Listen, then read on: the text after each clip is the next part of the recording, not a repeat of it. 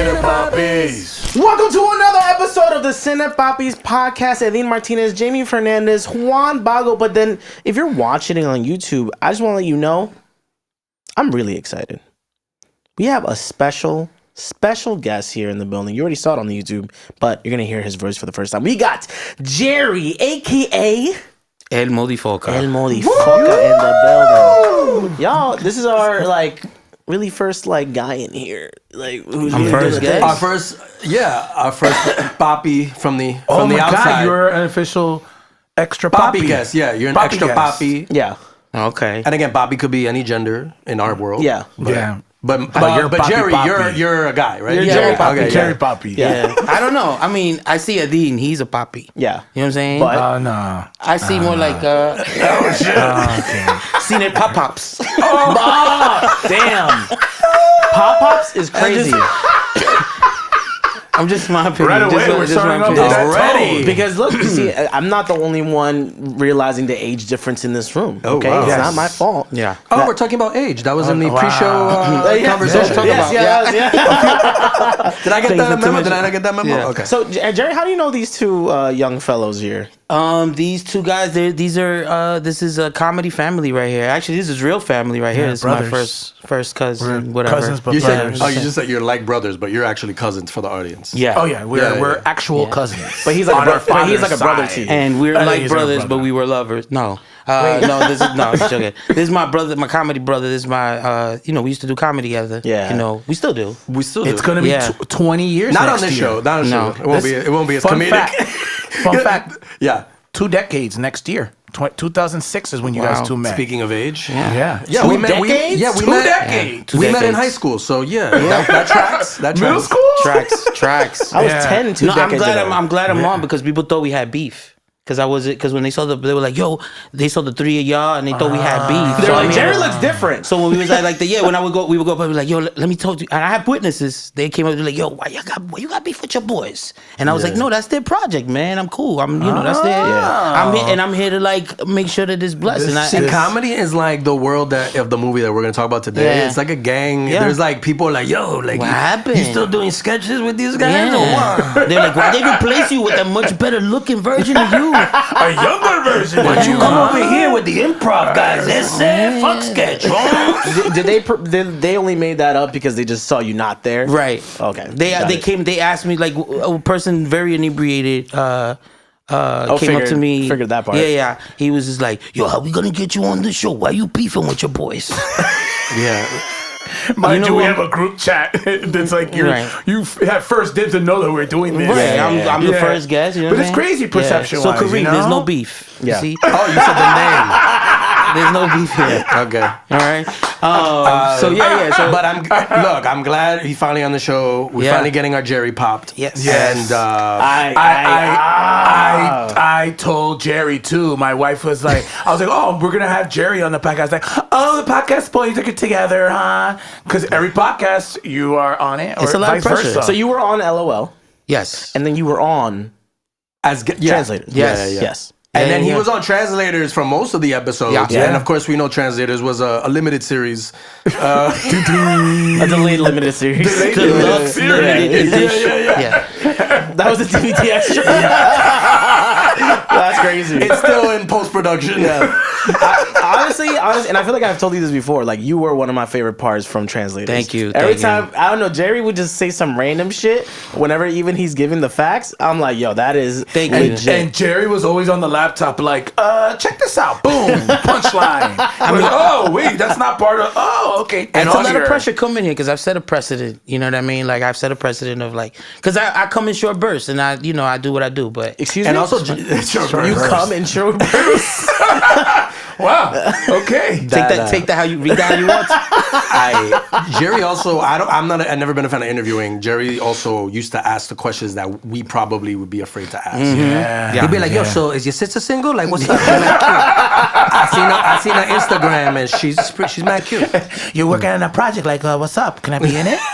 Just so we don't overglaze Jerry, I just want to say that Jerry's Overglaze. I like that. He's a youngling. They be coming up with these I like terms. it. Yeah, you know, Jerry's voice is amazingly distinct. Thank you. I'm sure you know that already. Yes, but these are the impressions. No, but that's the thing. The impressions are usually very spot on. Yes. True. Yes. But I saw Jerry one time very randomly on the 6 train, right? But I'm not saying like I got on the train that Jerry was on. I'm saying Jerry was across the platform, all the way on the other side, and he goes, "Yo, eat." I was like, "That sounds like Jerry." I turned around and Jerry's like, I'm like, "Oh shit, it's Jerry." He's like, "Yo, how you doing, man?" I'm like, "I'm great, Jerry. How about you?" Full on combo. What we miss in our impressions of him is the silky smoothness of his voice. No, we're doing an exaggerated version, but he does have that very like. Could you give me your Jerry impression? Yeah, but I really enjoy being on the show. I like, I consider myself Cine Papi in the closet, a closet Cine Papi. Jerry, how do you feel about that? How do you feel about that, Jerry? He tries. He's trying. I guess that's his best version of it, but whatever. Yeah, I'm gonna try. I'm gonna kind of try that really quick. I don't know if that's a really good Jerry impression. So yeah, I mean, the movies I want to do, I think they're all Can like I do my Jamie impression? prison related. I like movies about men in prison. Edward James Olmos. No, he's good. It's just the characters he picks. Nah, and he's alright. He's okay. He's alright. Yeah. So what movie are we doing, guys? Wait, I gotta do Mike now. Yeah. You and Danny. Bring it home. I'm saying though. Right? True. As a dad, Give me another joke, Jamie. no, Mike has a thing now on the show. That's We'll it. talk about the most raw, crazy shit, and then he'll come at the end like, "So, but as a dad, though, as a dad, I'm like, dude, we're talking about like He's got some nice Or I'm like, look, I'm no movie expert. Right. It's a badge of The honor. segues are crazy. It's a dad badge of honor. Look, we are doing. Well, actually, no. You know what, Jared? I would love for you to let us know what we're doing. Even though I know everyone saw the title. What are we doing this week? Oh, this week we are doing American Me. American Me. Yeah. So we're doing American Me because Cine Pussies over here We're going right at it. didn't want to watch a 3-hour movie called Blood In and Blood Out. So we're doing the light version of that. Yeah. Light. Hold up, let me just pick up some of the dirty laundry that that Jerry just threw on the floor. But anyway, no. We're here. No, Cine Papis. Sorry, let me take the back. We're here to do American Me. That's getting bleeped out, right? Yeah. Okay. Yeah. All right, Okay, granted, it yes, is. Jerry wanted to do Blood In, Blood Out, very much so. That's one of my his movie. favorite movies. Yeah. It was 3 hours, and this was a busy week of episodes, so we were like, Jerry, can we do something a little shorter? He chose American Me, And we which knew he we were gonna have also you back. liked. Yeah, that's fine. We're gonna do we're gonna have the whole gang trilogy of movies that he I am wants to here do. on the promise that I will be doing Blood In, Blood Out. So we can move on. Wait, I'm but good. hold on. Last thing about pre-production, you did mention that there was one more movie you'd want to do that was not Blood In, Blood Out. I did? What was the movie? did. Oh, and it was a comedy. Three Amigos? Three Amigos The was Three also in there, Amigos. Three Amigos. which Yes. is not as violent as No. some of his other options. But it's actually something that's quite sentimental to all three of us. Oh, yeah. Because at one point we were going to do the remake. So that's why Jamie was very strong on me in the group chat, huh?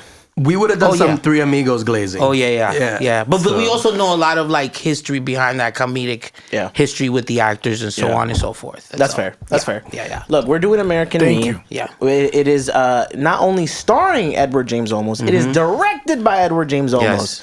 We're going right back to East L.A. This is our second Olmos film, right? Because we did Stand and Deliver first. What year was Stand and Deliver? That was. It was. Here comes was Mike asking me questions I have to Google. But Jerry, as you can see, you'll be live. That sometimes Mike likes to throw some. 1988. It's 1988. Before this movie. Yeah. Two very different roles, which shows Olmos' range. Yeah. Mm-hmm. And yes, he also directed it, first time directing. He was almost an Oscar winner. I think Jamie threw that in there last time too. We always have almost. That's their thing. They're like the almost Are you game guys right like there. two peas in a pod? Yes. Yeah. No pun intended. Poppy pod. We finish each other's. Puns. I was gonna say something dirty. We're gonna say something dirty there, but stop. So we already let you know. Jerry picked this film. Got to see it recently. One big thing before welcome. we get into it. Thank you. This is my first time seeing the movie. I don't know about you guys. Me too. I hadn't Me seen it in too. a while, so it felt like it was the first time. Wow. He me had too. never seen it, so I it have was- never seen it. How many times have you seen it, Jerry? I can't even tell you how many times, to be honest with you, because this is a movie that, pre-streaming and pre-internet, we used to have cable, and cable used to just show it randomly, and if it was on, sometimes you would just like, hey, it was what was on, so you would watch it. Which, by the way, despite our age difference, I grew up on cable too. Okay. And I think one of the more fun parts, which I'm sure we said this before, is like you just randomly jump into the movie. Absolutely. Because of cable. Yes. So it's like you're just flipping through 1 through 22, and then you go to 11 and you see American Me. You're like, oh, I'm here. That's it. And you just commit to it. My daughter, I did that with my daughter. My daughter's like, oh, let's restart it. And I'm like, no, honey. We're committed. This is it. It started already. It started with the race that started without us. Yeah, you could start it. You look at the guide. Right. At 2 a.m. Wikipedia at the beginning. Let's go. Yeah. But yeah, this is so I can't tell you, but I'm gonna say over 10 times. Over 10 times. Yeah. Over 10 times. Sure. And we're gonna I can't wait to hear your PPS or Poppy point system in your review of this movie later. But one big thing is this movie has a lot of controversies behind it. Yes. Right. A lot of controversies talking about East L.A. gang culture, starting in the 40s, going down the line. We will not name any real gangs on this episode. there's, just to let any gang members watching, we're just gonna keep it broad with the gang stuff. The only gang thing we'll mention strongly or truthfully is the fact that this is based on Latino. That's probably the biggest thing for the movie. But it does start with the zoot suit riots, and I know again you guys are gonna do the breakdown, but I want to talk about the zoot suit riots real quick, only because the zoot suit thing. Yes. Right. You guys know what the zoot suits are? Yes. They're like very big clothing, very elegant at the same time. Mike still wears baggy suits like that. He doesn't. He needs to get. You need to get a tailor, by the way. I was going to tell you about that. That kind of came back in the early 2000s again. People a lot of NBA players did big ass. Yeah, suits. right. Yeah. The 2003 draft. Steve Harvey. The one that LeBron James. Steve was in. Harvey-ish, But the thing is that the zoot suits have like the wing thing in the back, like they have the tail. Yeah. Carmelo Anthony definitely was rocking the zoot suit. Yeah. Now, so that's what made me want to ask you guys before we got into the ride of the zoot suit, right? Was there any certain fashion trends that you guys see now comparatively to your time, quote unquote, that you find almost outrageous? In the gang culture? No. Like now, like 2025. Why are you so? Jeez. No, I mean if any fashion trends in general, that's like a big list. Yeah. But if you were specifically talking about gangs, Yeah. Because I remember when in the 2010s when everybody had their their Merces, that was a huge thing, right? I don't know if in 2000s y'all had 2090s. well, y'all I call it a crossbody bag, but anyway. Sure, yeah, crossbody bag, right? Your satchel, we would like to say. Y'all had Jinko jeans. Yes. Y'all had what else did y'all have? Baggy ass clothes, headbands. The baggy. This is a little bit after us. The extra large T-shirts, like they were like dresses. Oh my God! Yeah, the I white don't tees. understand, The quadruple X. Probably like for us in our time, it was just the big clothing, like big clothing. big clothing. Which is kind of hip big now. bubble It is, but we Yeah. was like ridiculously like now. This is like there's some sense to this bagginess and all this stuff. It's tailored a little bit. Before it was just like you wore size 30 jeans, you're gonna wear 38s. You know what I mean? And like everything was big. Everything was big And sagging. Yeah. As a skinny kid, I was every picture from that day, from earlier days. I'm drowning in all my clothes. Yeah. I feel like rocker wear was big with y'all. What else? Cross colors. Cross colors. Jabos. Jabos. I had a jeans. Wanting to get jackets with like tigers in the back or like Tigers in the dragging, back. Do you get it? We said we're not gonna talk about gangs, Jamie. It's like Tony the Tiger. I was He was big like on Los Frosted Tigres. Flakes. Los Did you guys Tigres. ever wear like the SpongeBob with like the rolling dice and the green No. stuff? No, never. No. Or Bugs Bunny like rolling up a blunt type shit. No, 8-ball jackets. Okay, 8-ball jackets. But then I got into my 8-ball jackets. You're right. But people used to get robbed for that. Yeah. So I was trying not to For get robbed. 8-ball jackets? Yeah. Damn. Had an era. That was North Faces for us. North Faces was always. But then North Faces. I went preppy somewhere. I wore used leather to jackets? rock sweater vests a lot. Yeah, you still do. I've never I seen have that. a favorite one that I sometimes pull out. I went the Papi Chulo route. I started wearing like Nautica sweaters and like Durango boots with jeans. Oh man, those with Durango leather boots were the jackets. best. Yeah, Yo, it gave me like 2 inches. yeah. Excuse me? the Durango boots gave me like got 2 it. inches. Oh, Okay, there. sorry. Okay, I just want to make sure. Yeah. You thought I was like micro? Yeah. Yeah. Well, in this movie, they went from zoot suits to like J. Crew, because like Right. you see them, you all of a sudden see them in present time, and they're wearing they're rocking like a white shirt with khakis. with khakis, you and know, the Converse. Yeah, Which is very much a look still. Yeah. Converse ages very well. Converse. What about last thing? What about like 2010s for you guys? What was the We already 2010s. we already tighter knew each shirts? other. For Probably sure? the skinny jeans Skinny era. jeans, The yeah. skinny jeans era was Yeah. crazy. Yeah. Because But you had you old never dudes wear out here skinny looking jeans. like pugs. like pugs? Yeah, because they had like skinny legs and then just like fat up top. Yeah, it was yeah, yeah. wild. Yeah, but there's some guys that you could just see too much of the shape of their ass in some of Yeah. those jeans. He's talking about Dominican men. I just want to say that. Yeah. You know what I also didn't understand about the skinny jean? Why was it off the ass? Like, you know, they would wear them like below the butt. Like, I understand when they were baggy jeans and the pants were falling. Yeah. So you know the whole jail thing. But then like when they were skinny, they were still wearing them below their ass. Because sagging is sagging. Like you're gonna I rock don't it want no to. I matter don't what. want. I don't want to see your underwear. Talking about the Zeus is only just for the fact of just getting into the fashion sense of it real quick. But let's get into the breakdown of the film. Yeah? Let's go. Yeah. So in the beginning of American Me, you start hearing you hear the audio. You're hearing sort of inside the jail, and sort of with the process that they're getting checked, the inmates, and then we meet Edward James Olmos, his character Santana, and he's kind of having a voiceover about like how he got there, and then we quickly cut to his parents and how his parents were a part of East L.A. and that whole zoot suits era in time. Now they were mentioning it was not just L.A., but it was in Chicago. They were talking about Chicago and other cities. The Correct? Chicano, right? Because that was like the beginning of the Chicano movement in the 40s. Right, like in the the 40s. recognitions of the Chicano movement. So it's sort of setting the tone of like a generational trauma. It was just his decisions, but this is like another generation. You see his father, you see his father's friends, and then you see his mother, and they're in this tattoo parlor spot. And then you hear the news, you're hearing all the stuff of how they're like the enemy, and then quickly you see that tattoo parlor gets broken in, and they just pull them out to the streets, and you see pretty much Santana's mother getting, assaulted. assaulted. So this is this is to illustrate the suit riots. Mm-hmm. So they were literally just servicemen were rounding up young Mexican men who were in these zoot suits or whatever. and sailors. And No, it was a lot of sailors. yeah. There was a lot of Servicemen. That's and like servicemen. it was a really bad fleet. Yeah, week. servicemen and say but that's what I'm saying. Like just military, and they were literally humiliating them and stripping them and beating them publicly. And with the help of police, as you see in the movie as well. And it's like heavy right from jump. Like you just the movie just and then you see that it's based on some true story. So like you're watching it, and I've never saw the movie. Like I've seen clips, I've seen references, I've heard quotes, but I never sat down and watched the film. And right away I'm like, a little parallel of what's going on now. Not exactly, but sort of created like their enemies. It is. Right. It is discrimination based on how they look. Yeah, That was and it. then we see that his parents get married, and he's born. Then they quickly cut to him younger, and you're seeing tension. There's gang related stuff going on. This is where you meet his two homies. One second, guys. Mundo and JD. Mundo and JD, and they're running around. And we're talking about fashion. They're wearing the white tees with the khakis, and they're running away from somebody.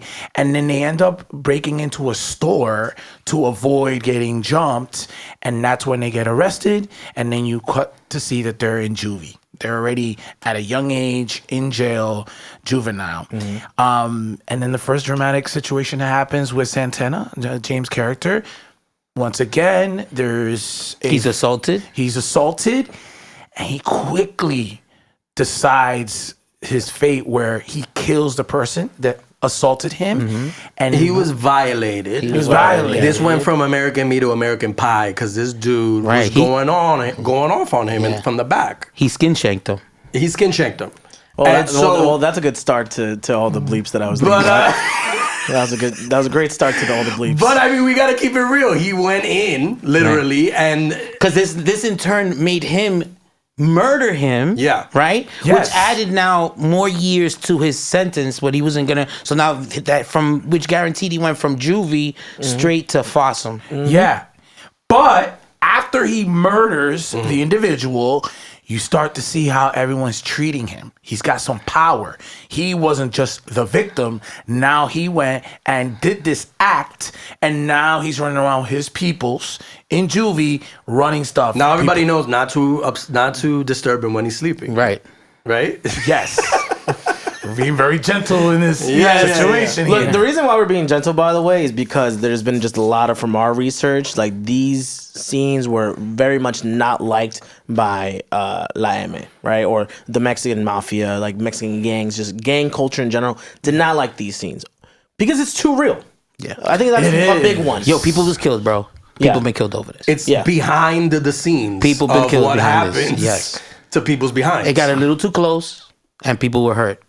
You know, saying that, I will disclaim you guys from anything that I do say here today. Absolutely. All the views and opinions of Jerry and Modifoca right. is Anything that I say, Jamie whispered it in my ear prior to the podcast. We had 8 seasons of Oz since this movie came true. out. So I think we kind of know what happens in prison. You know what I mean? Fair. But you then know because of the murder, he goes straight. I mean, the president's doing it. Yeah. right. They him and his boys end up in regular jail, and now you're seeing how things are working in the regular jail, and you're seeing how they run it. They're running it, and it's so fascinating because I say at the time you're seeing how they're passing the drugs, how they're working the cliques. There's just different cliques that are going on, but we're watching James and apparently how the gang got created at that time, and it's just fascinating with the mayor, all these little things that they were doing. All the jail, like this is the first time a lot of of the jail codes were exposed on film, like things that they were doing in prisons to bring in drugs and to do all kinds of to commit crimes within the jail cells. I didn't think about that part either. Yeah, like so you're snitching out on all the absolutely, I didn't think about that and part. I mean, and graphically as well. Yes, you know, because it's like they're going through sewer pipes. You know, trying to they're catching pieces of turds. Yeah, trying to find that the shit was balloons. crazy. That's No pun crazy, intended, right? yeah. And then for them to be like, okay, I got it, boom, and now I'm gonna put it up mine. You know what I mean? Because we got to get it into the cell. Very elaborate scene. Yeah. Of the woman visiting the guy, one of the guys. She shits out something. It goes through the pipes. They just happen to know what pipe. I thought she had it in her vajayjay. It could be. It could be. One of the Either holes. One of the holes. Yeah. And then it goes down into the pipes, and they just know, like, these guys are plumbers also. Like, they know exactly what Which pipe. pipe. And then it goes to another toilet in the. So it was a very elaborate system. ass messenger service, right? The guy had the lube ready too. You saw that? Yeah, he had the balloon ready. Yeah. I have a question that y'all might not have the answer to. Sure. But why was the balloon red? Does anyone know? The balloon red? Yeah, like the I mean, I'm sure it was heroin and whatever. Yeah, absolutely. But do y'all know why it was? I don't know. I was just curious. I was I don't know what a the- distinct color. Like, I don't know. Yeah, I don't think it had like now they would probably use condoms for everything. Yeah. Now back then it was actual balloons. I didn't know that, Jerry. Good shit. They were prudes back then. So No, they liked it raw. No, they like the raw. They're prudes now with the condoms. Is there a class I can take to find out how to transport stuff through my anus? Just want to know. ChatGPT. I'm asking for a friend. I think it's lube and just Relax. These guys, but everyone kind of knew, like, all right, it's And gonna then come out like this, Yeah. and I just gotta like. And just how wipe raw, it but you off. saw how raw it was. Is like then he takes it out. Yeah. And he doesn't wash his hands or nothing. He And just starts opening it and facing it with his fingers. Yeah, it's very crazy. But one part where they do get the drugs, and then they're flinging the sock.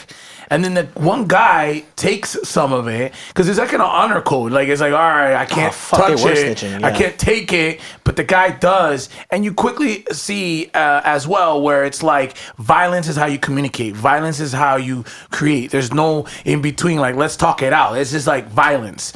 And you see that. So you're watching from young, his parents, then to him, violence. That's the only way. Territorial, my clique, fuck you, go on there. And then when that one prisoner took that, he paid the price. There's no communication. Burned There's no alive. negotiation. He got burned alive. burned alive. Which again, based At least on true give me story. a warning before you burn me alive. Yeah, burn my clothes. Wait, first. hold on. What's the warning you want before you get burned? No, alive? like, Clothes. hey, Jamie, Jamie, heads up. Your You mattress. smell No, I mean, your You mattress. smell that gas?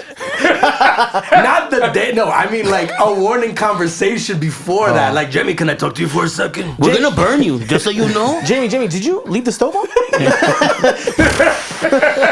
If you time don't it's understand, you. Jamie, it's gonna get kind of hot in your cell. And as you know, we don't have temperature controls. So we're seeing that part of the film, jail life, right? Right. Yeah. Then who is it? Is it JD, the Blanquito? Yeah. Who leaves first, right? He's out. He leaves before The cultural appropriator. Right. Yeah. That was a big thing, by the way. Huge. JD was white, by the way. Right? Yeah. But again, these are other than the main character in the movie, these were all actually based. Actually, even the main character, but they didn't use his name. They actually used real names for some of the other characters. Damn. But they, actually, like Mundo and the other guy, you know, that stuff.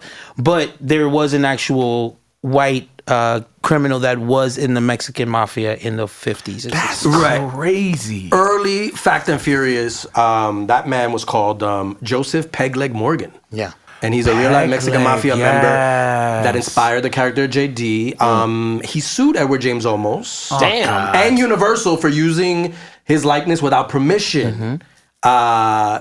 And he passed away shortly after filing the lawsuit. Wow. So we don't You know, you're funny that you mentioned that because it was a great transition from them being in juvie playing handball to being in the adult That was dope, one. yeah. And like first you seen how he can't really move much with the leg, but he becomes more mobile. So you think that was a director's call? Or do you think that was a cinematographer's call? What, the handball thing? Yeah. I don't know. It's not that type of podcast. Yeah. We don't, I'm just saying, no, because this is a first time director. Yeah. I'm saying it's a legitimate question because there are certain things that you could tell when he was being a first time director, and you guys are mentioning this. You and I didn't think- like it? No, it was dope. It was Oh. fine. I was just saying, like, I feel like the editor was like, yo, I got an idea. I got an idea. I liked it. on set. Yeah, on set. Oh, wait. We'll fix this in post. Well, maybe it was shot, but the way it was cut, right? I got an idea. Just shoot it. I'm gonna tell you when I cut it. Yeah. So we see his boy leave, and then we cut to he gets parole. He gets to leave. Edward James Olmos' character is now in the real world, still connected with the gang life, still trying to do what he's trying to do, but now he's in the outside, thinking that it might be easier, but it's not. He's still intertwined. But then he meets a woman. And that woman, we see as the audience, start to get him curious. Like he's never had a girlfriend. He's never, he's been in jail all his life. And you start to see him get a little soften up. She's interested in his life. He's interested in her life. But that is pretty much the turning point where he starts to soften up as a gangster. And it affects around him because what he used to just communicate with violence and stuff starts to have a little bit of a different thought process. We also see He can't adjust. He can't adjust to the outside world. We're seeing his younger brother getting a little older in the neighborhood, so he's trying to be mindful. We see a little bit where his father, and it's funny because offline, I'm like, yo, Jerry, how's that his brother? And Jerry's like, yo, just watch, keep watching. And it's like, because the dad. Oh, you watch it together? No. I'm just I was hitting him up because While I'm he like, was watching how he was the your age liaison, gap? yeah. No, because it's like his character, and then he's got a younger brother. I didn't know if it was a son. I just didn't get how that age gap. It just they're brothers. it just took that long for them to actually have relations after what had happened to the mother. Right. So that's Right. why the kid was so young. Right. Okay. So that lets you know, like, the father was broken from that. Mm-hmm. Right. Damn.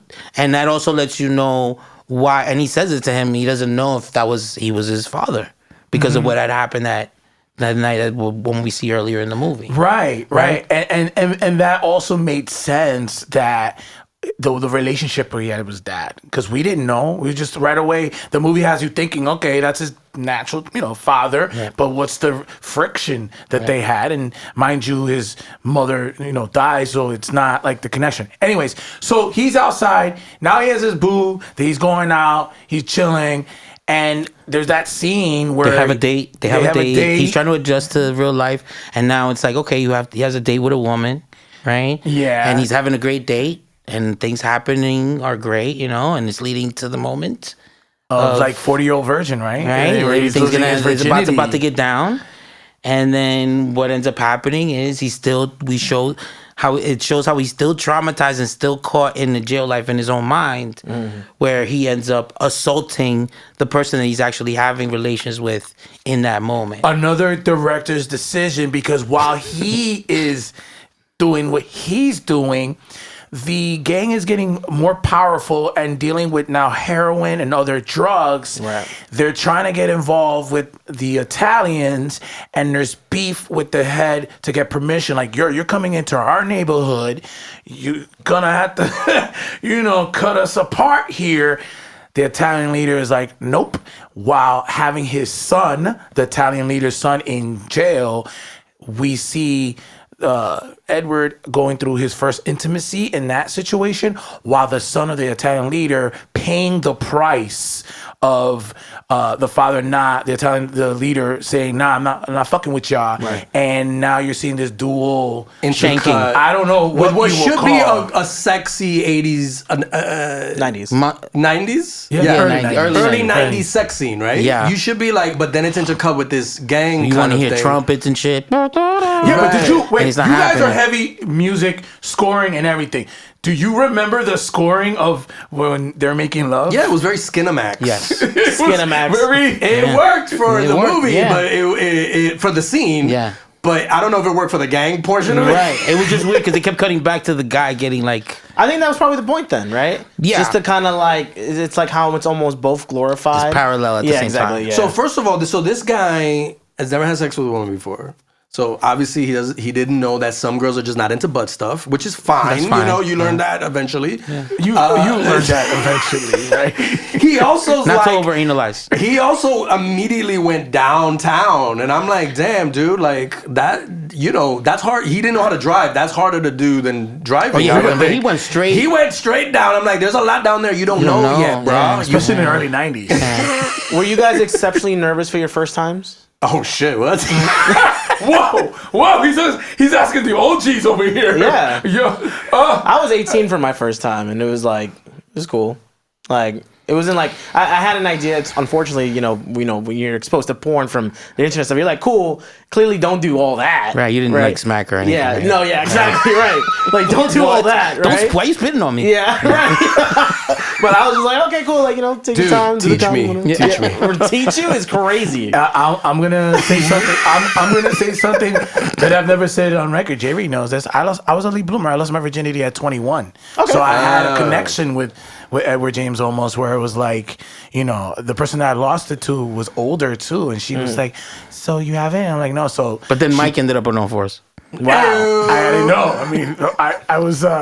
Mike, watching- can we do that take again, but say that you lost your virginity at 18, so it's not as weird?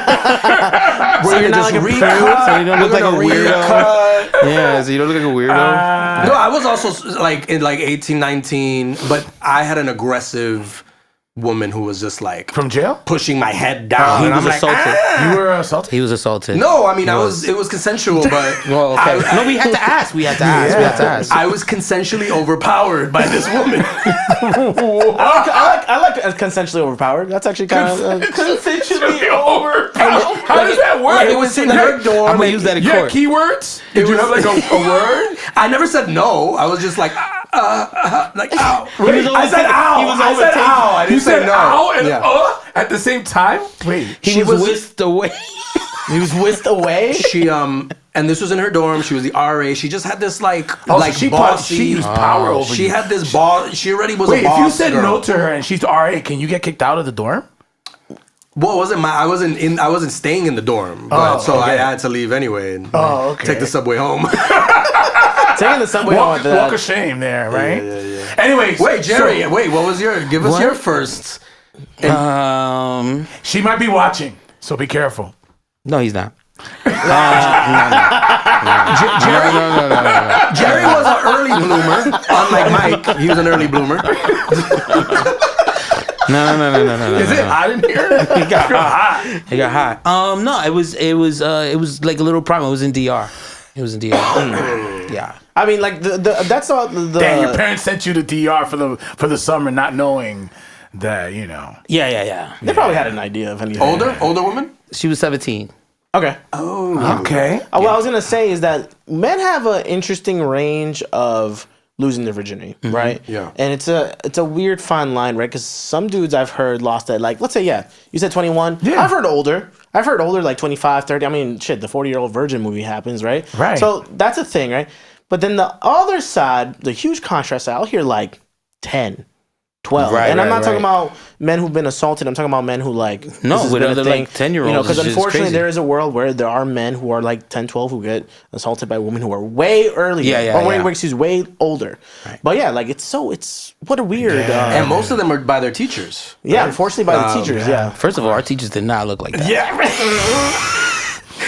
They did not look All like my that. teachers were old. Like, I had a teacher die mid-semester. That's how old she was. Like, my I never gosh. had a hot young teacher. Hot young teacher. Oh, we did. I went to an all boys school. We had a art teacher, and she wasn't like, she was young, but she wasn't aware of like, and she would like get on the table like doing like poses for art and stuff. Why would she do And that, she's bro? like, she would just Why be the jiggling. fuck? Yo, bro. Draw Nobody me like your French girls. Yeah, type shit. Nobody stood up. We had a French teacher. Her name was Mrs. Reardon, but we called her Mrs. Rear End, and like it was ridiculous. So we did Yeah. have a couple of hot ones, but it was a mixture. It was a hybrid. Yeah. Anyways, I don't want to fly by his nobody stood up shit, by the way. That was hilarious. Yeah. But one more thing. We're all men past their 30s. Some of y'all 40s. That's crazy. Standing up on the desk Yeah. is wild. That's a weird... Ugh. At an all boys school. At an old boys school. She knew what she was doing. Sorry, like you Wait, were saying. and let's go back because he loses his virginity. Yeah. He starts how to drive. So in some ways, he's super masculine in one way with violence and how he's communicating fear and all that. But then he's in the real world, never made love to a woman, never knew how to drive. Right. Just basic stuff that he was not. So She it's says cra- that too. She says like you're like two people. You're like a little kid who Yes, never doesn't that know how to line there. dance, doesn't know how to drive, and then you're this gangster murderer guy Who doesn't know how to have regular sex? who doesn't have regular sex. Yeah, and so Yeah. so okay, so that happens. The son gets murdered, the Italian there, and that starts off Everything. craziness. Yeah.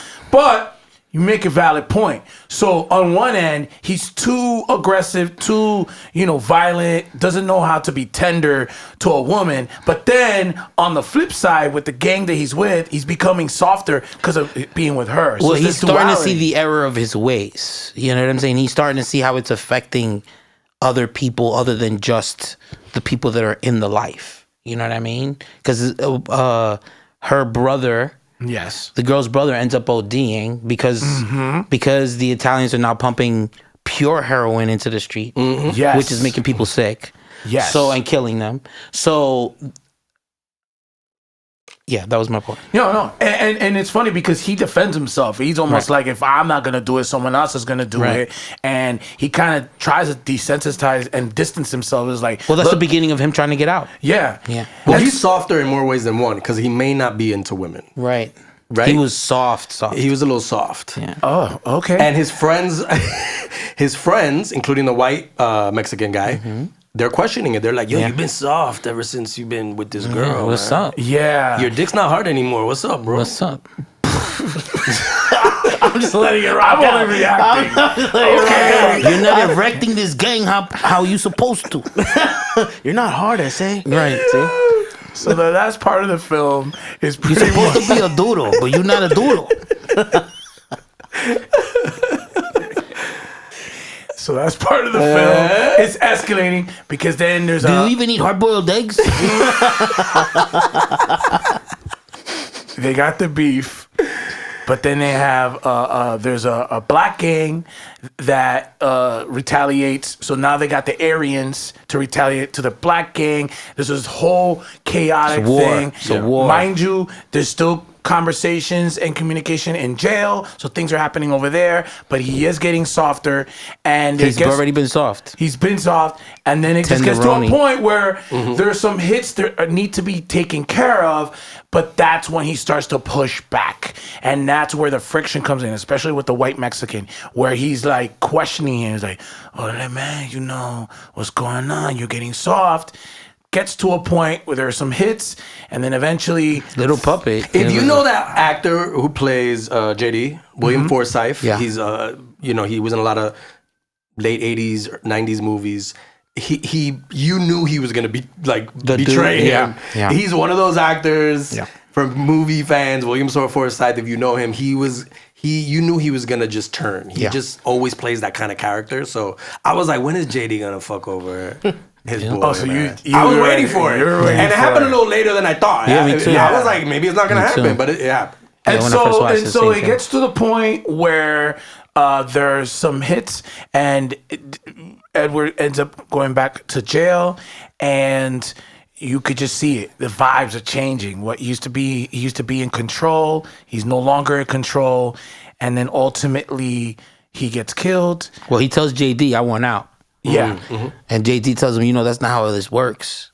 You know what I'm saying? This is not how this works. So all of this is inevitably setting himself up for what eventually happens. Which he gets. Now, I have a question for you guys. We've done Scarface. Yeah. And Scarface technically fucks around with Sosa, pays the price. Edward fucks around and pays the price. Now, Scarface, Tony gets all these bullets and then falls off into the thing, while Edward gets stabbed by how many times and how many? Gang shanked. He got Gang Julius, shanked. he got And Julius then Caesar. he- Yeah. He got gang shanked. Gang shanked, yeah. And then he just, like, the body, the way his body contorts in there. He gets thrown off the balcony, What's a though. more dramatic death, Edward's or Tony's? One has bullets but shanked, but both fall. And Well, he got thrown off the balcony as well. Like, they shanked him and they threw him off. Which one is what's more what? more dramatic in the sense of the death? Dramatic. Oh, I mean, Because I think, Tony does get a lot of blood, but he's coked up. I think Edward's taking it sober. Tony's was more dramatic. Yes, I but agree. this one was more shocking. Yeah. Because I didn't even know what was going to go down. And then all of a sudden, like 20 knives start going inside of him. Yeah. Yo, people out of nowhere, like you haven't even Yeah. seen characters you haven't even seen, or just Right. getting. They're like, "Yo, I'm going in." They came in just for that day to film that day. The Tony one was Just to shank. all the Right, extras. he's all on the the call extras. sheet. Like, what am I doing? Oh no, you're just shanking in the end. That's it. Oh, where's flew my him in. shank? Yeah. Am I gonna get my SAG card if I Guys, we have to do the shank take again. I didn't get my shank in there. I'm sorry. your shank card? For me, the dramatic one, agreeing with Jamie, the dramatic one was Tony. Santana's death to me was a little bit more emotional, only because he's a victim of the cycle, which is It was his just own people that of his did own it. people. Yeah. It's a cycle. It's like Yeah. even how they did Puppet. Like it's just Right. like you're gonna get once you're in that life, you're in there forever. And when they mean forever, they mean life to death. Yeah. And that's kind of the Yeah. thing for me. Yeah. And Scarface still felt like a sort of exaggerated version of that world. This felt like Real. This is real. This guy is based on someone who's kind of based on a true story, kind of. So someone has actually times better than experienced Scarface. this. 10 times better than Scarface. Yeah. So American Me? I mean, I don't know. I don't like Scarface. Oh, I mean, I feel That's like my that's opinion. common. let's talk about that in unpopular opinion. Yeah. But yeah, no, I was really surprised at in a violent movie how violent This was. Edward James Olmos' death was. Yes. Yeah. And then it ends with Little Puppet getting. No, after that all happens while he gets killed. But it ends with now his brother is now recruiting another kid, even younger kid, into the gang life. And the kid is just like randomly shooting. He's not even shooting at other gang members. He's shooting at other families and people. Crazy. Showing them how the vicious cycle just keeps going. exactly. Yeah. So Yeah. I again, it definitely. But you were talking about the brother having to kill his own brother. Yes. Yes. That was a big call. That death scene was a little. The acting in that was a little questionable. I would have preferred that it was a quick death, but that sort of choking and it was like, don't look at me, don't look at me. It's emotional. Like, yeah, I could have done with 2 better actors in that scene. Wow. We're not even there yet. So the guy that killed... It's at the end. the guy that kills, right? Yeah. The whole... If you see him, the whole movie, he's what the audience would look like if you put him in that situation. The whole movie, his face is like... He's I need to scared get out of here, yeah. The whole the movie. time, and he's doing shit for them. He's running the whole thing, but the whole movie, I don't know if it was the actor or whatever, but he was terrified the whole movie. Even when when you're watching him, even when he has to do it to his brother, you're like, this guy's such a coward, you know. Yeah.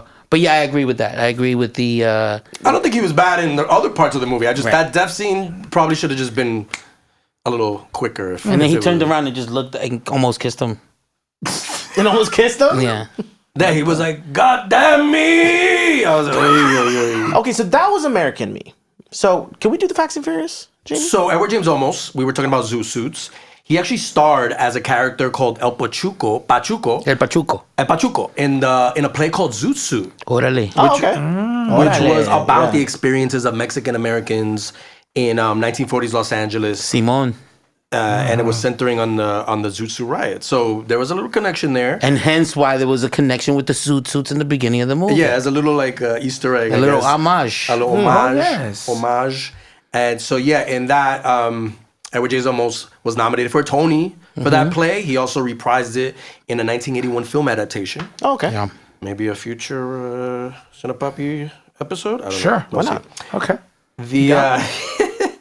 There's a lot of controversy in the behind the scenes of this film.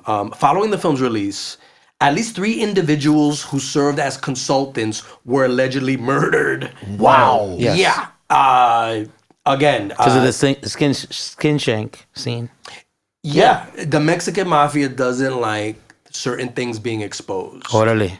Right, and if it's exposed in prison, they don't want to. They can expose themselves in prison, but they don't want to expose. Well, there were actual gang members in the film, right? Like when they were filmed, there were actual people from actual gangs in the background. So that's made it even more realistic. And all the sort of graphic sexual nature of what happens in the prison within this sort of gang community, the gang members were offended at that. Right. They I'm not weren't down surprised with though, that. and especially that. I mean, imagine how much. Look, at the end of the day, though it's dramatized and it's made for Hollywood purposes, it's trauma. Yeah. It's trauma. It's They didn't trauma. show when they brought the flowers first and the dinners.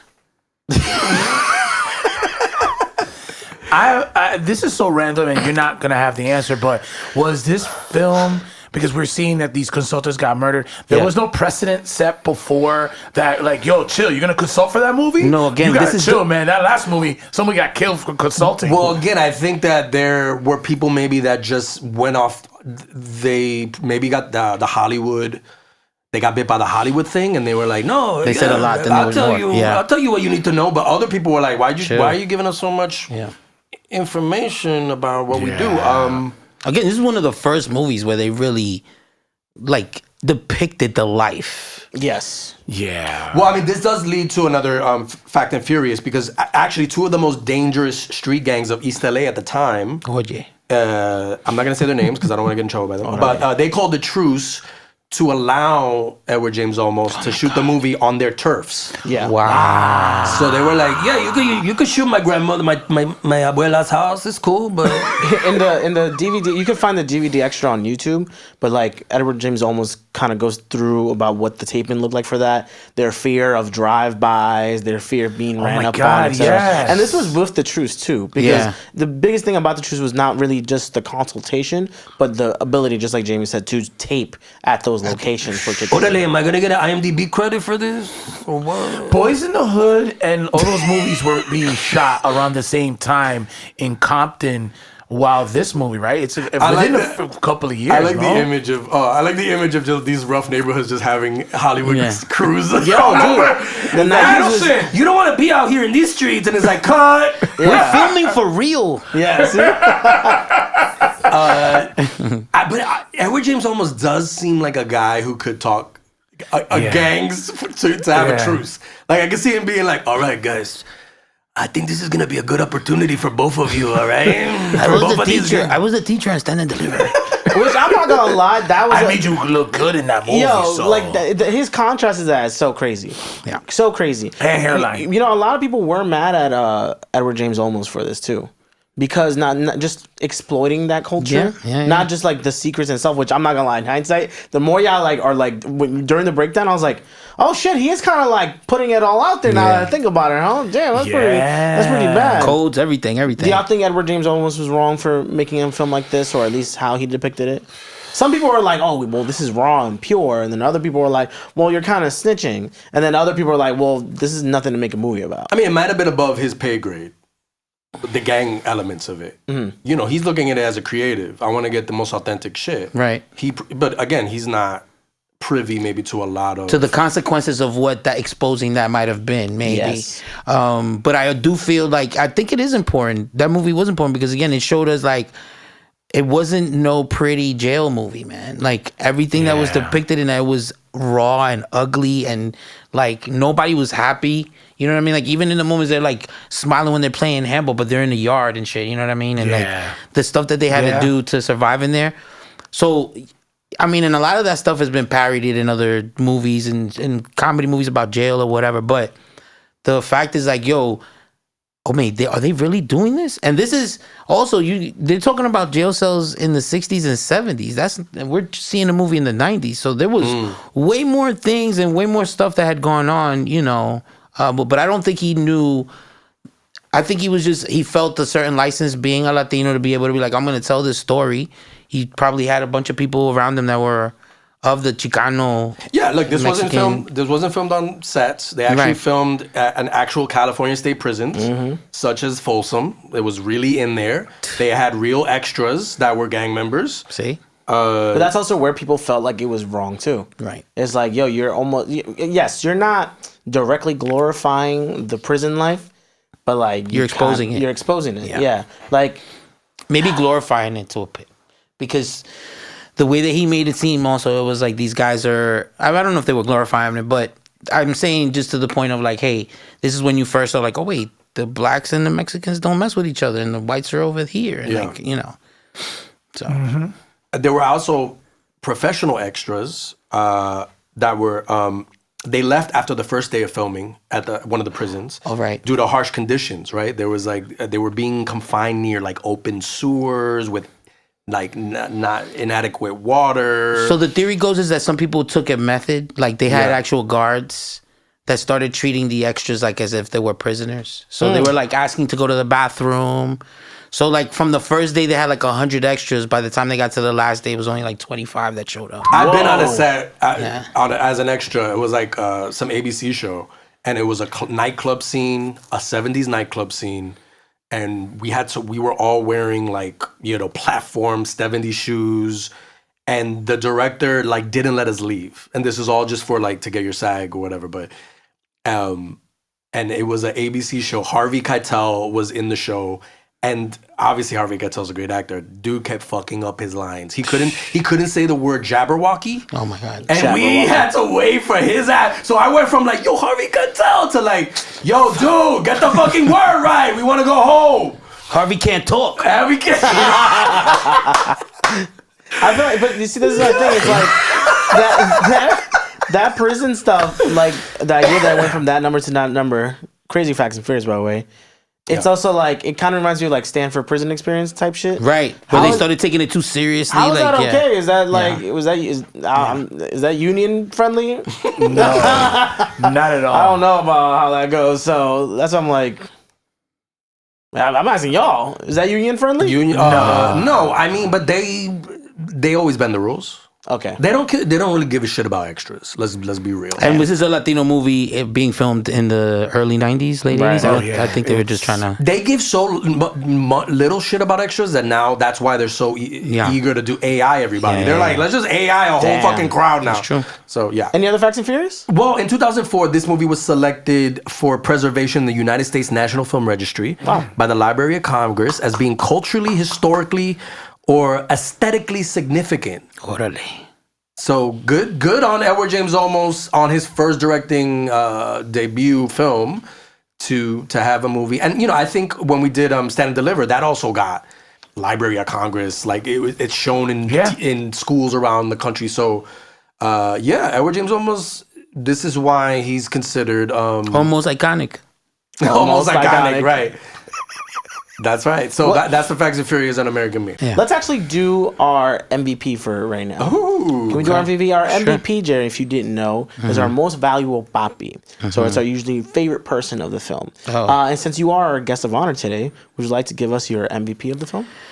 My MVP, it has to be between Mundo. Okay. Right, because Mundo was there the whole time. And he kind of was like, and at the end, even when Santana slipped up, he was still on, And I'm going to say Puppet. Puppet? Just because he just let us, he was scared. Like, he was the audience the whole movie. He's just scared the whole time. Mm-hmm. I'm going to say Julie. Okay. Although Edward James Olmos' character gets, shanked and dies, I think, she taught him how to drive. He lost his virginity. She took him to the beach for the first time. Yeah, he was like, I've never been to the beach. Wait, can I ask a question? Yeah. How old are they supposed to be? That's a great question. I was wondering that earlier too. Because she looks old too. They looked. Edward James Olmos, I feel like, was playing younger than he is. Well, I think that was probably his mistake. He should have just directed it. And then just played maybe the older version of the guy when he came back. I don't know, like the middle version of where he's supposed to be like that's a good point. Younger man, Because I guess Edward James Olmos, after the handball transition, is supposed to be in his 20s. Yeah, right? and he goes straight into 44. Yeah, and then he goes. Yeah, then he goes kind of. Yeah, he already got the. Let's go. Prison really ages you. That's one way to get scared straight. I want to age like him. Let's go late 30s. Okay. Her too. Yeah. Okay. Well, then, like at the end, she gets the Karen haircut, and I'm like, she looked a lot older at the end. Aged. Yeah. So it's her. I think that she provided a lot of experience and firsts for him, and softened him up. Although in the gang he world, softened himself up. Yeah. So I'm gonna say it's her because if she doesn't exist, where does he end up? Not having that experience. So I'll say she's the MVP for me. I'm gonna say the Asian guy in the gang. He was the most loyal dude to Edward James Olmos in the end. Facts. And he was everywhere. Like he saw everything. He was saw like Mondo, everything. Yeah. If somebody needs to be killed, he was there. He was doing the shanking. What was this? That's how I Jamie shank. shanking is weird. Yeah. Jamie shanking is weird. It's my private shanking stance. You gotta practice your shanking. I'm a little. He used to shank like this, but now he shanks like this. I'm a little rusty on my shanking. I'm a two-handed shanker. You shank like this? I need two hands on it. The white guy pretending to be Mexican got all the shine in the movie, but he was hanging with the Mexicans, so he probably was like a quarter Mexican, right?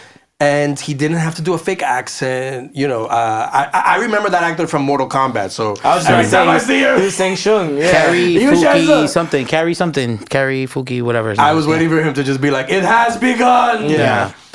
But he, to me, was the MVP. That's the kind of guy you want in your gang. That's the man. In your crew. Yeah. All right? These other dudes, they knew Edward James Olmos the whole movie. They were around him. And then finally Olmos comes out the cell. And one of the guys is just like, wow, you got a lot of heart. Or you got a lot of whatever. I'm like, I thought you guys knew each other. Why are you acting like you guys just got a lot of met? heart, but no hard penis. You're soft. Yeah. His name was El Hapo, but his actor name is not actor name, but his real name is Kari Hiroyuki Tagawa. See? God bless you. Yeah, I saw that coming too. But okay, Eddie, who's your MVP? Actually, I'm going with exactly with what Mike was saying too. It's Julie, because of the fact that it's like, I'm gonna just say, like, real talk, women have the craziest patience for us. They do. Because because remember, his mom dies earlier in the movie due to an illness, right? But that was like, weirdly enough, and bear with me, yes, his like kind of lover in a sense, or someone that he was trying to get into, but that was also kind of his like motherly figure right out of jail. And that's what a fucking cross to bear. Yeah. Like her being that and then having to have the patience of like, he doesn't know, like he is stuck. I know one of y'all said that. He's stuck as a youngin while also holding on to the gangster mentality. That's insane. That is She had to wipe his butt. That's weird. type shit, right? Like that's a weird thing to do and to commit into love type crazy shit. Yeah, all these complex. Yeah. And it's just that's I don't know. I give her hella props for that one because that was right, go insane. Julie. Yeah, go Julie for real. Yeah. Can we get into our imposter of the week? Oof. Yeah. Yeah. So Jerry, if you didn't know, our imposters are usually either someone who is playing a Latino in the film and they're not Latino, or it's just someone that we just didn't like of the movie. JD. Yeah, you didn't like JD? JD's the imposter. He ain't no place in that. You don't think JD? You don't? He's an actual imposter. Yeah, he's an actual imposter. And again, puppet. And puppet. Yeah, he's the whole. I never believed he was a gangster from that little mustache and his like none of that. Funny enough, puppet for me was the imposter from my end, but my thing was like I thought there's always gonna be somebody that doesn't want to do this shit. Absolutely. So that was him. Yeah. And then he wanted to leave, and again, once you're in that life, you're in that life forever till the end of it, right? Till the final You shame. brought him in, you got to take him out. Yeah, and then bring him back in again. And then bring him back in. And That's then, how it was when I invited Jerry to my book club and he wanted to leave. I was like, I got to take you out, bro. you had a book club? Well, not anymore. He was the only member. I left. First and last. I left. So yeah, I agree with you, Jerry. Thank you. What about you? Well, you guys are going to make fun of me, but as a dad, Yeah. I didn't like the dad. The dad was an imposter. Just because he's not your child, you love the moms. That was your bond. Well, he doesn't know together. if it's not his child or not. Still, you gotta treat him like your son. Right. He didn't treat him like a son. No, I'm not saying. I'm saying that right, but he doesn't know if that's not his son either. Right. Right. They didn't. It could be your son. If it was in present time, he could have just taken a test, or he could have gone to Maury and Right. just been like, Coulda he gone to is Maury. not your son. To be fair, the younger actor looked a lot more like the father. Yes. But then when he turned into Edward James Olmos, That's when certain things switched up. Yeah. you were like, nope. he looked like.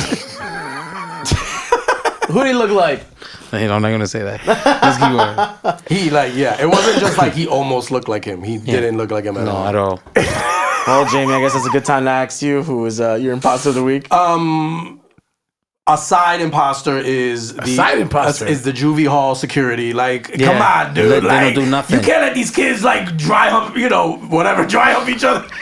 They were skin shanking. It was more than dry hump, but you know what I'm saying? Like, You think they were taking bets? Taking bets? Yeah. I'm just like, these just kidding. kids should be able to sleep without. How long do you think this was gonna last? All right, Jamie, let us know who is your imposter of the week. So you guys were giving props to the actress that played Julie. Yeah. Played by Evelina Fernandez. We might be related, fellow Fernandez. Cousin. So hopefully she's not like my third cousin. Cuero. But she has a line in this movie that completely took me out. It was just not a well-delivered line. I don't think she was horrible in the movie overall, but this was supposed to be like a really emotional scene between her and Edward James Olmos. Oh, boy. And she just yells out. She's just like, your business kills kids, man. It kills kids. Was it the man? It was The whole line. The whole line? It was. She went all out. This was this was the scene she was like preparing for in front of the mirror the night before. Right. She gave it all the energy she had, but it definitely just seemed like a little too much. Needed to kind of, maybe didn't have enough times for an extra take. It sounds like, in fairness, it would have been like, don't you know drugs are bad? It's the same thing. It kills kids, man. As a director, you've dated also the actress in the movie that you were in. Do you feel maybe Edward wasn't hard enough on her to give another take, and he was like, okay? From a director, directed an actress that you've dated at the same time. That could have been the best take out of a lot of bad takes. And you don't want to go home and her being like, you really embarrassed me out there, you know that? Like, you made me do like 25 takes. Who the fuck are you, David Fincher? But anyways, I just think that, look, I give them some credit to, they're shooting in East L.A. So they might have been like, we gotta go before the gunshots start coming out. We got it. Let's go, rapid. Usually, yeah. Hold for sound. I don't have all the gangs. That's an interesting room tone. Yeah. I love the room tone. I didn't get all the gangs' permission for this scene, so like. He definitely probably did. So yeah, I don't That's want the word quota. I don't want to get down too much on that actress, but yeah, that was not a great line reading. Took me out of the scene. She's my And you're focused, so to get you out of the imposter. scene, Yeah. wow. So then let's go right into it really quick. Let's do unpopular opinion, which is where, Jerry, we always talk about things we probably didn't like from the film.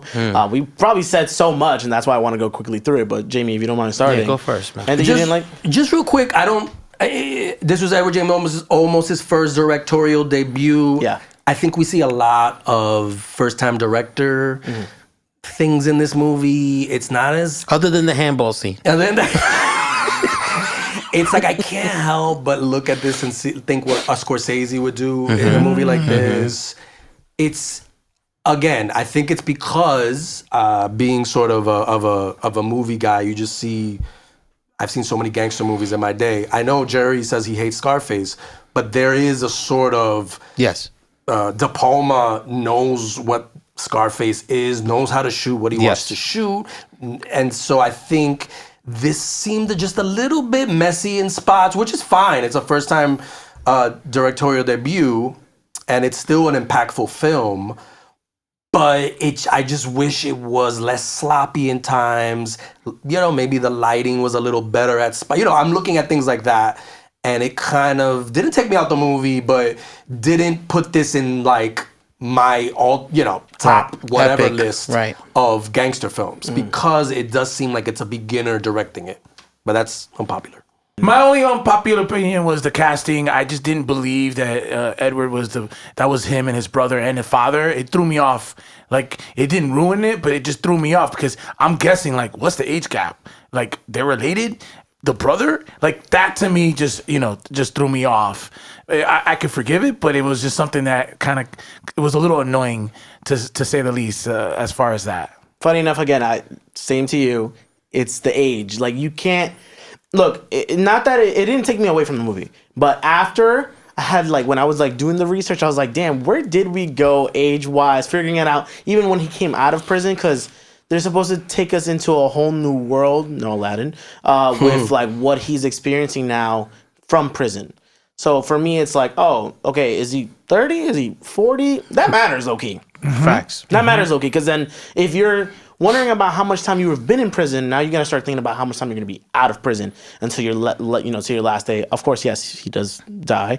Well, they do kill him, but I'm saying, what if he was trying to plan for, being an old man? Unfortunately, that's not the route. But Jerry, I would love to hear your unpopular opinion for this one. My unpopular opinion is probably an amalgamation of everything that's been said here. I think because of the rawness of the movie, he gets away with a lot of filming mistakes and lighting stuff and stuff that I don't know. Sometimes maybe even prolonging too long on a certain shot or cutting away too fast from another one. But I guess just the rawness and some of the stuff that he depicted in the movie was so especially for that time, was so outrageous and so explicit that it almost, even when you're watching it, you're letting those things get away because it feels a little documentary-ish at the time when you were first watching it. You're like, holy shit, this is what's going on in jail. This is what's happening. Nobody calls me an amalgamation. Amalgamation. I'm not gonna lie, you threw that in there. I was like, what is that? I hadn't thrown a big word yet. Yeah. But is that a new gang, the amalgamations? but I feel the casting. Him casting himself in those Middle Ages stuff. Especially in jail. He probably could have gone a little longer with the younger actor and gone a little further, and then maybe depicted him when he comes out now, he's coming out maybe he's been in jail longer than he's been outside of jail. We don't know. Like he said, it's a difference between coming out at 30 and coming out at 40. You know, especially with you missed out on the world. Did you guys see A Bronx Tale? Yeah, of course. Yeah, I was gonna say like De Niro. I realized because funny enough, didn't De Niro? No, De Niro. It wasn't. It was this guy who did it, who directed it. The guy who plays Sonny. But No, De Niro directed the movie though. oh, he did. Yeah, he Oh, did. okay, right. Sonny he wrote did. it. He Sonny wrote wrote it. it, Okay, yeah. cool. So then it's gonna go to the point that I was gonna say originally, right? Which is like, I guess they don't want to throw the age gap. They'd rather just Right. probably like. I mean, you could be a little cheap on it and be like, you know what? Let me just cast myself twice Right. and make myself just a little older. Right. And that's it. And that's probably the same But direction. that's when you have to have an iconic performance. Right. If you're gonna do the age, if you're gonna like fuck the age gap. Yeah. You gotta have and Chaz Palminteri in Bronx Tale really that was a great performance. Yeah. Now, last but not least, Jerry, we're gonna do our PPS, our Poppy Point system, where we do give the movie a rating 1 through 5. We usually do start doing a little bit more of a breakdown of our rating, but because we've said just so much this time around about American Me, and thank you so much for joining us. Oh, thank you for having me. It's been fun. We want to know what you want to give the movie 1 through 5, but let's save the best for last with you. Okay. Jamie, what do you give this movie out of 5? I'm gonna give this movie 3.5 orales. Okay, I like that. I basically just real quick. It felt like a really violent after school special. Yeah, I like that. So that's pretty much that. But Edward James Olmos, still a legend in the Latino film community. But the last 2 movies we've seen of him, I don't know. They just don't hold up for me in 2025. Sure. I'm giving it also 3.5 Shanks because I did actually, I really did like Edward James Olmos in this. But then I'm not gonna lie, I want to be a little like fake SJW and be like, like it's kind of fucked up exploiting in this whole realm. It's real. It's necessary. There's just certain context matter that sometimes translating it for Hollywood comparatively to when people see it in books and all that shit, it's a little different. Right, Hollywood is a whole different beast, so I'm not too surprised that people felt some type of way about it. Yes, you can get like the consultations and you could get the truces, but I'm sure there's some truth that was bending for this. I'm gonna give this 3.4 red balloons with some jelly on it. Wow. I never saw the movie. I was gonna say balloons. Lower than me. You went lower than I did. a point one. one. I did. I did. A point one. I enjoyed it. Right. I've never saw the movie till now. Some of the movies I've seen multiple times and it carries with me, but I feel like the rawness, but there were just certain aspects that kind of threw me off, and I just felt like it could have been like you say, maybe there was another director or there was someone else that had more experience to do the storytelling. It could have been better. Either way, what I got out of it was like, God damn, there's some stuff that still is existing now in society that was happening throughout. So I'm gonna give it 3.45 red balloons with some jelly on. Oh, he it. went 3.45. Jesus Christ. So He he went went 0.05. I didn't want to be the third. You get an Jaime Wait, no. Escalante on this with Yeah. the teacher grade. Yeah, you're hitting decimals. Pie. All right, so Jerry. I'm gonna give it 3.6. Oh, wow. I like this. 3.6. Don't look at me. All right. Yes. I was gonna say red butt balloons, but he took it. Red butt balloons. Red butt balloons. Yeah, but no, I'm gonna give it 3.6. Don't look at me. Don't look at me. This is really surprising, by the way, for the fact that this was the second film that you'd want to do out of the 3 that you've mentioned to us. Yes. Yeah. Still, because I rewatched it again, Yeah. and how it holds up with time now and all of that, and a lot of it has lost its umph, and it's like Jamie said, it feels a little theatrical after school specialist thing kind of thing. But I know, also knowing from the time when I first watched it, how impactful and crazy it was.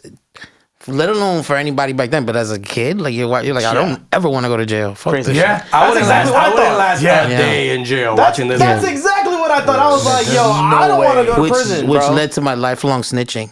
Oh my So I'm not going. I ain't going there. Guys, I'm sorry. Anything else for No, but no, I just wanted to say, because again, it even though it is a movie, it's a movie I wanted us to all dissect because of what's behind it, and it's relative to what's going on Definitely behind today. it. What's behind it? There's a lot behind it. And what's going on today, with the discrimination against our people, especially from them, with ICE and all of that. Yeah. You know, drugs in the community and stuff. I Right. mean, it's dealt with a lot. It's dealt with a lot. Like It's dealt with a lot. where it'll give you a little bit of a foresight of where the background of where all of this might have started a little bit within between. Like, hey, maybe even we have the slavery thing for black people in the South and the cops, police. Now this gave us a little incentive of how it happened between Mexicans and the community with the police. After a while, I felt like I was in prison with them too long. It was like, I need to see the sun. I need to be outside.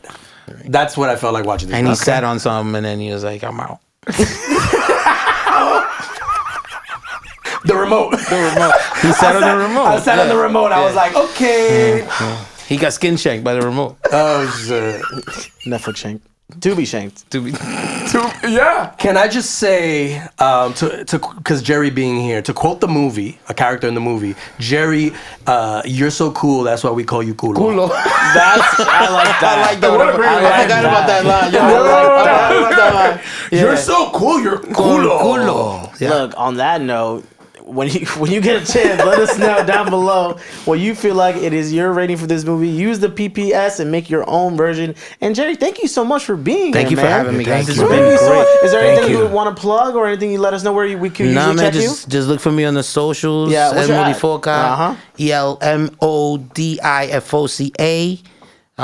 That's what I am on all the socials. Look for me. I'm doing my thing. It's comedy, whatever. We appreciate you. Jerry El Modifoca in the building, everybody. Thank you, bro. It was an honor. Guys, you already know. Check us out every single Monday. Your Cine Papis, Eddin Martinez, Jaime Fernandez, Juan Bago. We are your Cine Papis, and we will check you out next time. Cine Papis.